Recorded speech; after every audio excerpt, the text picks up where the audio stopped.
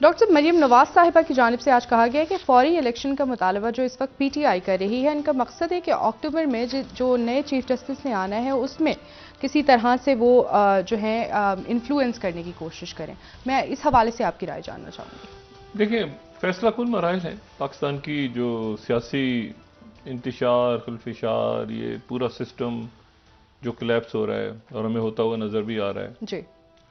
और किसी को समझ भी नहीं आ रहा कि क्या करना है, क्या होगा, क्या बस एक लाहासिल सी बहस है और हंगर गेम्स जो हैं वो जारी हैं। और लेकिन उसका एक हतमी मरहला अब राउंड शुरू हो गया है उसका। और उसमें दो तीन बातें। पहली बात तो ये कि इमरान खान साहब का जो जलसा है उसके हवाले से बहस ही होती रही कि कितना बड़ा है। जी। मतलब बहस ही होती रही कि कितना बड़ा है, ये बहस नहीं हुई कि कितना छोटा है। तो ये भी अपनी जगह एक सवाल है कि उसके बड़े होने पे बहस होती रही, कितना बड़ा है, सर। कितने हजार हैं, इतने हजार नहीं है, इतने हजार हैं, इतने हजार नहीं है, इतने, मतलब बड़ा है, कितना बड़ा है, कितना बड़ा नहीं है, कितना, मतलब लफ्ज बड़ा ही इस्तेमाल होता रहा। और तो उसके ऊपर जो हुकूमत के लोग थे वो भी इतना बड़ा नहीं है, इतना बड़ा है। जो पीटीआई के लोग इतना बड़ा, यानी लफ्ज बड़ा उसमें जरूर था, जलसे में लफ्ज बड़ा जरूर था। छापे वापे, कंटेनर्स, ये वो सारे, वो हम कल भी बात कर चुके हैं। इमरान खान साहब ने उसमें तकरीर की कल सुबह 6 बजे। इमरान खान साहब यानी पीर के रोज़ जमान पार्ट से रवाना होंगे और यहाँ पर इस्लामाबाद आएंगे और यहाँ पर वो मुख्तलिफ उनकी जो बेस वगैरह उन्होंने लेनी है उसमें वो सामने आएंगे, हासिल करेंगे। अब यहाँ जो इशू, दो तीन इशूज इसमें आ गए हैं। पहली बात तो यह है कि मरीम नवाज साहबा ने जो बात की, उन्होंने आज एक नया लफ्ज़ इस्तेमाल किया, नई इस्तिलाह हमारी सियासी तारीख में आई और वो आई जुडिशियल इस्टेब्लिशमेंट। ठीक है, मतलब इस्टेब्लिशमेंट का एक और, अब यानी हम इससे पहले तो इस्टेब्लिशमेंट जब बात होती थी तो वो फौज की तरफ गालिबन लोग ज़्यादा ध्यान जाता था। अब उन्होंने जुडिशियल इस्टेब्लिशमेंट का लफ्ज़ इस्तेमाल किया। मरीम नवाज साहब ने दो तीन बातें की। पहली बात तो उन्होंने कही कि यही बात जो आपने कही कि नए चीफ जस्टिस ने आना है। अक्टूबर 8 अक्टूबर की तारीख अनाउंस हुई है ना, जी। 8 अक्टूबर की तारीख इलेक्शन कमीशन ने दी है। 8 अक्टूबर को ही पाकिस्तान में पहला मार्शल भी लगा था। अक्टूबर का महीना, 12 अक्टूबर को भी एक लगा था। जी। और 16 अक्टूबर को लियाकत अली खान शहीद हुए थे, पाकिस्तान के पहले वजीर आजम। और 5 अक्टूबर को ज़लज़ला आया था। तो अक्टूबर का महीना बहरहाल बड़ा एक, उसके साथ कोई बहुत अच्छी यादें वाबस्ता नहीं है हमारी। तो अक्टूबर की तारीख दी है और कई लोग ये भी कह रहे हैं कि अक्टूबर में भी इलेक्शन शायद ना हो। फैसला सुप्रीम कोर्ट में चूंकि नंबर लग गया है समात का, तो इस हफ्ते समात होनी है और देखना ये है कि चीफ जस्टिस जो है वो बेंच कौन सा बना। सारी नजरें जो हैं वो बेंच पे हैं। अच्छा, अब इसमें एक मतलब हम तो बहुत सारे तमाम जज साहिबान, तमाम अदालतें इंतहाई काबिल एहतराम है हमारे लिए, लेकिन देखना ये है कि बेंच कैसा बनता है। क्योंकि ये बात हुकूमत और यानी हुकूमत से मुराद ये कि मरीम नवाज साहिबा यानी PMLN और PTI दोनों की तरफ से ये बात हो रही है। PTI की तरफ से तो शायद कम हो रही है, हुकूमत की तरफ से ज़्यादा हो रही है कि ये वो बेंच है जो कि हम ख्याल बेंच है, और जिसका बाजवा साहब के एक इंटरव्यू में भी तस्करा आया। लेकिन बाद में बाजवा साहब ने उसको, बाजवा साहब ने तो नहीं, गालिबन की तरफ से कहा गया, जो तलत हुसैन साहब इंतहाई मोतबर हमारे कोलीग हैं, उन्होंने ये इतला दी कि कहा गया कि बाजवा साहब मजीद गुफ्तगू ना फरमाएं। लेकिन मसला ये है कि इस पे जो शायद मुतल्ला साहब हैं उनका वो काफ़ी बातें जो पहले अगली किस्तों में आनी थीं वो बातें वो कर चुके हैं। बल्कि उनसे जब मेरी बात हुई तो वो ये भी पूछ रहे थे कि मुझे ये समझ नहीं आ रहा कि मैं इसको आगे किस्तों में लाऊं या ना लाऊं, मतलब अभी इसकी मजीद किस्तें, तो मैंने कहा एक दो किस्तें आनी है, तो उन्होंने कहा नहीं, इसकी ज़्यादा 2 3 4 5 से ज़्यादा किस्तें भी आ सकती हैं, सही। तो वो भी शायद रुक जाएं। तो अब अगर बाजवा साहब गुफ्तगू नहीं कर रहे और उनके बारे में ये तलत हुसैन साहब की जो बात है कि उनको कहा गया है कि आप मजीद गुफ्तगू ना फरमाइए, तो सवाल यह है कि लेकिन वो जो गुफ्तगू कर चुके हैं क्या उनको वो शाये करेंगे या नहीं करेंगे, या बात वो करेंगे या नहीं करेंगे। क्योंकि उस गुफ्तगू में अदालतों का जिक्र किया हुआ है। ठीक है। जो गुफ्तगू सामने नहीं आई, उस गुफ्तगू में अदालतों के हवाले से बहुत कुछ है। सही। ठीक है, तो देखना यह कि क्या वो सारी गुफ्तगू रुक जाती है या वो कहीं छपती है या कोई सामने आती है या नहीं आती, तो अभी तक ये फैसला नहीं हो पा रहा। लेकिन बहरहाल अदालतों में इस हफ्ते ये मामला जा रहा है। अच्छा, अब इसमें हम ख्याल, एक नया लफ्ज आया है हमारे सामने कि हम ख्याल बेंच। तो सवाल ये है कि अगर एक हम ख्याल बेंच है, फर्ज करें कोई एक हम ख्याल बेंच है, जो मुस्लिम लीग नून की क़यादत का कहना है कि चीफ जस्टिस जो है वो हम ख्याल बेंच बनाते हैं। अच्छा, अगर वो एक हम ख्याल बेंच है और अगर एक दूसरा बेंच बनता है तो वो भी तो फिर हम ख्याल होगा ना। मतलब हम ख्याल, एक हम ख्याल बमुकाबला दूसरा हम ख्याल, या इस तरह से कोई है। हमें तो देखना है कि क्या होता है। सबसे अच्छा तो ये होता है कि ये लार्जर बेंच या फुल कोर्ट बन जाए, ताकि एक मसला ही खत्म हो, जो कि पहले ही अक्सर जो माहिरीन आइन और कानून जो हैं वही कह रहे थे कि ये बात जो है वो इस तरह से। अच्छा, फिर उसके बाद अभी तक डिसाइड नहीं हुआ कि जो अटॉर्नी जनरल है वो कौन है।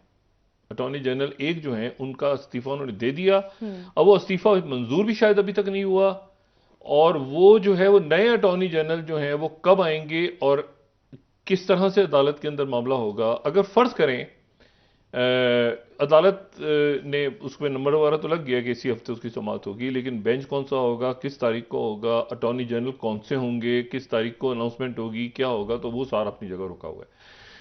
ये जो बाजवा साहब के इंटरव्यू के हवाले से बात आई है, इसमें ये बात बड़ी इंटरेस्टिंग है कि बाजवा साहब आगे बात ना करें, ये बात की गई है तलत हुसैन साहब के मुताबिक। तो तलत हुसैन साहब के जो खबर है उस पर तो मैं कोई किसी किस्म का उस पर कोई दो आरा नहीं हो सकती। तलत हुसैन साहब ये कहते हैं कि जीएचक्यू की तरफ से कहा गया, क्योंकि जीएचक्यू को कॉन्टैक्ट किया वज़ीर आज़म हाउस ने और तशवीश का इजहार किया, तो जीएचक्यू ने फिर कहा कि बाजवा साहब ना दें, वो गुफ्तगू ना करें। लेकिन मसला ये है कि वज़ीर आज़म हाउस ने इसकी तरदीद क्यों नहीं की। उसमें कुछ ऐसी बातें हैं जो शहबाज शरीफ साहब से मुतालिक हैं, तो शहबाज शरीफ साहब को आगे खुल के कहना चाहिए था कि ये बाजवा साहब ने क्या बात की है। ये बाजवा साहब ने क्या बात की है कि मुझे बुला लिया घर पे उन्होंने, या मैं जो अल्फाज उनके लिए इस्तेमाल किए हैं बाजवा साहब ने, तो वो तो शहबाज शरीफ साहब को वजाहत करनी चाहिए थी उस बात की। तो वो वजाहत कहीं गोलमोल हो गई, वो वजाहत हुई नहीं कि वो क्या हुआ। मतलब ये हुआ कि बस वो रुक गया, वो आगे सिलसिला रुक गया बाजवा साहब का, लेकिन उसकी तरदीद नहीं हुई। असल तो बात यह थी कि उसकी जो तरदीद है वो होनी चाहिए थी वज़ीर आज़म हाउस की तरफ से, वज़ीर आज़म हाउस की तरफ से तरदीद होनी चाहिए थी।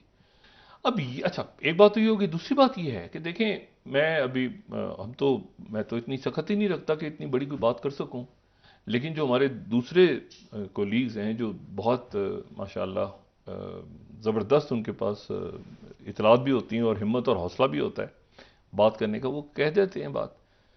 तो मैं एक बात ये सुन रहा था कि इमरान खान साहब से इसलिए शायद जो मौजूदा इस्टेब्लिशमेंट या आर्मी चीफ हैं या उनके हवाले से बात हुई बाकायदा खान साहब ने, हाँ, कि वो उनको उनकी राह में रुकावट थे, मतलब जब अपॉइंटमेंट हो रही थी। ये कोई मुझे जरा बताए कि शहबाज शरीफ साहब क्या बाजवा साहब को एक्सटेंशन नहीं दे रहे थे? क्या पीपल्स पार्टी बाजवा साहब को रखना चाह रही थी और उनकी जगह किसको लाना चाह रही थी? ये तमाम पार्टियां जब आई हैं अक्टूबर में, जब ये हुआ है, सॉरी मार्च में ये जो हुकूमत तब्दील हुई है, जिसको आप अदम एतमाद कह दें, रिजीम चेंज, जो भी नामों में क्या रखा है, फूल वो किसी भी नाम से गुलाब को पुकारें वो गुलाब ही रहेगा। तो ये जो भी स्यापा पड़ा था, तो वो बाजवा साहब ने क्या इसलिए किया था इमरान खान को हटा के, तो इनको लाके तो ये बात नहीं हुई थी इनकी एक्सटेंशन देंगे। ये तो अचानक कोई मौजा हुआ है, क्या हुआ है दरमियान में कि इतने सारे नाम आए, जो बदकिस्मती है पाकिस्तान के साथ में।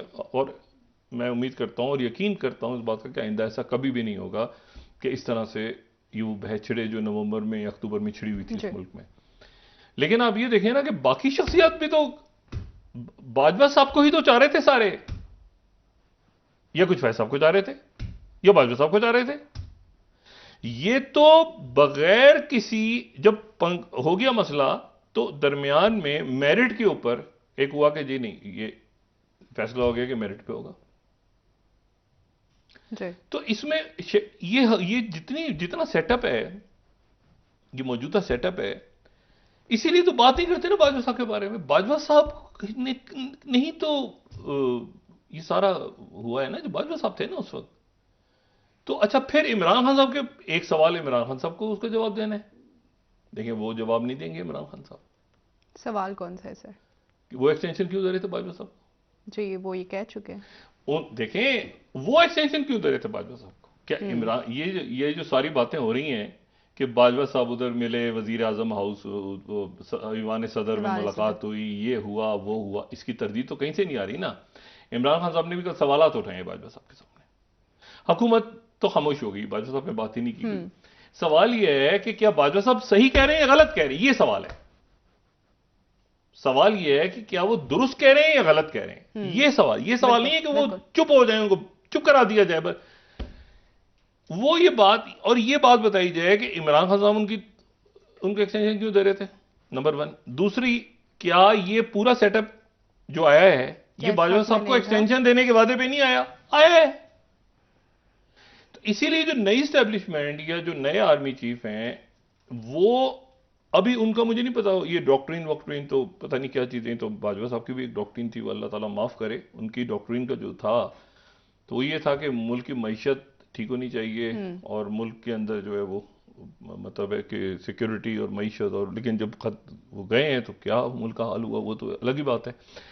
मेरा सिर्फ तो नए आर्मी चीफ का उस पर है नहीं कोई ताल्लुक उस पुराने, वो पूरा बाजवा साहब का ही, जो मैं बार बार कहता हूं ना, ये बाजवा साहब और फैज साहब के दरमियान में पंगा चल रहा है कहीं बीच में। अच्छा, अब इसमें जो है तो ये कहां से तय हो गया कि ये जो फाइज ईसा साहब हैं, जस्टिस फाइज ईसा साहब जो आ रहे हैं, ये तो बड़ी जबरदस्त शख्सियत हैं। और ये इमरान खान साहब ने गलती को तस्लीम किया है। और ये बड़े जबरदस्त, बड़े दबंग आदमी हैं ये शख्सियत है इनकी। जो इनके बारे में जब ये रेफरेंस आ रहा था तो हम तो चीख के मर गए कि क्या करोगे यार, एक बहुत ही अच्छे जज हैं, बहुत अच्छे इनकी शख्सियत है। अब इनके पीछे किसने लगाया था, मसला इमरान खान का तो था नहीं, मसला किसी और का था, यकीनन फैज साहब का ही होगा। जो हम तसव्वुर कर सकते हैं कि उनका ही होगा मसला। इमरान खान साहब ने उनको किया होता कि बाद में मांगा सासू, उन्होंने कहा मेरा तो मसला ही नहीं था, ये मेरा फैसला नहीं था, ये मेरा फैसला नहीं था, रेफरेंस वाला। और फिर सारा सोशल मीडिया पूरी उनकी फाइज साहब का जो हुआ सारा मामला, तो वो इसका मतलब है कि जो फाइज साहब के साथ भी जो कुछ हुआ वो इमरान खान साहब उसमें शेयरिंग में फैसला भी कर रहे थे सारा। ठीक है ना। तो इमरान खान साहब ने तो इन चीजें, बहुत सारी चीजें अपने हाथ में रखी नहीं ना। इमरान खान साहब अगर अपने हाथ में रखते बहुत सारे मामला, तो देखें अब ये यानी कोई उनको जाके कहता है बार बार कि ये जो मौजूदा अस्करी क़यादत आपके खिलाफ है सर, वो बात अच्छा वो कहते हैं नहीं, फिर वो उनको बताया जाता है। ये आज अंसाराबाद साहब की स्टोरी है, सद कैसर साहब ने, और बाकी यहाँ पे बहुत से लोग हैं, मैं नाम नहीं लेना चाह रहा, वो कहते हैं कि मामला हल हो जाता है, फिर भी जाके कहता है कि कोई लड़ाई करवाता है बीच में खान साहब की, और खान साहब फिर उधर से फिर उधर। तो खान साहब जो है, लेकिन बहरहाल इशू ये है कि मामला चला गया अदालत में। और इलेक्शन कमीशन जो है, अच्छा यहाँ एक और मसला भी तो है ना, इलेक्शन कमीशन जो आज सिचुएशनर छपा हुआ है डॉन में, ये बड़ी स्टोरी जो हमारी लास्ट स्लाइड है गालिबन, उसमें इलेक्शन कमीशन ऑफ पाकिस्तान जो है उसने डॉन के नुमाइंदों से बात की है, डॉन के, और उन्होंने कहा है कि हम इस बात पे हमारे अंदर परेशानी है कि ये केयर टेकर को एक्सटेंशन कैसे मिलेगी, केयर टेकर सेटअप को एक्सटेंशन कैसे मिलेगी। तो शायद आइन से तजावुज कहीं कर गए, हम खुद भी, हमारे अंदर ये एहसास है कि अगर मामला अदालत में जाता है post delay sparks debate over care taker terms. ये इसमें इलेक्शन कमीशन के हवाले से ही पूरा छपा हुआ है कि इलेक्शन कमीशन के अंदर भी इस पर अख्तलाफ पैदा है मुख्तलिफ अराकीन में। और दूसरी जो बात है वो ये है कि IMF का मसला अपनी जगह अटका हुआ है। IMF की ये जो शराइत हैं, ये जो आज इसाक डार साहब ने कहा है कि आने वाले चंद आने बहुत जल्द हो जाएगा, ये बहुत जल्द, मेरे ख्याल में अक्टूबर से काफी दफा कह चुके हैं, मैंने कहा बहुत जल्द हो जाएगा। और उसमें जो भी बात होती है सब्सिडी देने की, तो उस पर IMF वजाहत करती है कि नहीं आप नहीं दे सकते, बरादर ममालिक की तरफ से बात नहीं हो रही। ये जो भी कुछ है ना, बहरहाल ये इस हफ्ते डिसाइड अदालतों में हो जाने, ये अदालतें इसको डिसाइड करेंगी। और मेरा अपना ख्याल है कि ये जो हम ख्याल बेंच और दूसरा बेंच और तीसरा बेंच, फैसला तो चीफ जस्टिस साहब ने करना है, लेकिन अच्छा हो कि ये फुल कोर्ट बन जाए, फुल कोर्ट बन जाए ताकि ये इशू ही खत्म हो, उभाम ना रहे, वरना ये तनाज़े और बढ़ेगा। और तनाज़े अगर बेंचों पे ये अच्छा भी नहीं लगता। देखें जज साहिबान को खुद ये अदालतों को, ये पहले भी जब ये रेफरेंसेस आ रहे थे और ये बातें, तो मैं तो बड़ा परेशान होता था कि ये क्या तासुर जा रहा है हमारी अदालतें जो है। लेकिन ये कि ये अब उस पर सारा डिपेंड करता है कि, लेकिन ये कि मरीम नवाज साहिबा ने आज ये जुडिशियल एस्टेब्लिशमेंट के हवाले से बात की। सर बिल्कुल ये जुडिशियल एस्टेब्लिशमेंट एक नया अदालती एस्टेब्लिशमेंट, अब अदालती एस्टेब्लिशमेंट तो एक है ना, ये वो भी बहुत सारे हैं। क्या है मतलब वो, अब मैं इसके ऊपर जरा हम देखते हैं कि इसको सोचते हैं कि क्या अदालती एस्टेब्लिशमेंट जो है वो, क्या सारी अदालतें सारे जज साहिबान एक हैं?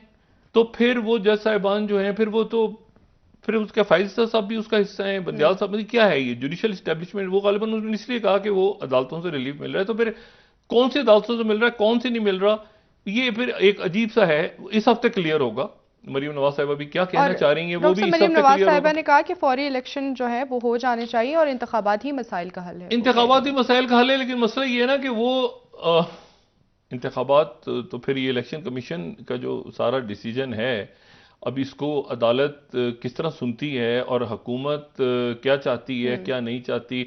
आज बड़ा सख्त जवाब दिया है शहबाज शरीफ साहब ने, वो सदर का जो खत था उसका बड़ा सख्त जवाब किया है, और उन्होंने कहा कि आपने तो पीटीआई का अलामिया जारी कर दिया है। जी, उन्होंने कहा कि आपसे मुशावरत के पाबंद। अच्छा, आपको मैं एक बात बताऊं, 9 सितंबर को खत्म हो रही है टर्म इनकी सदर की।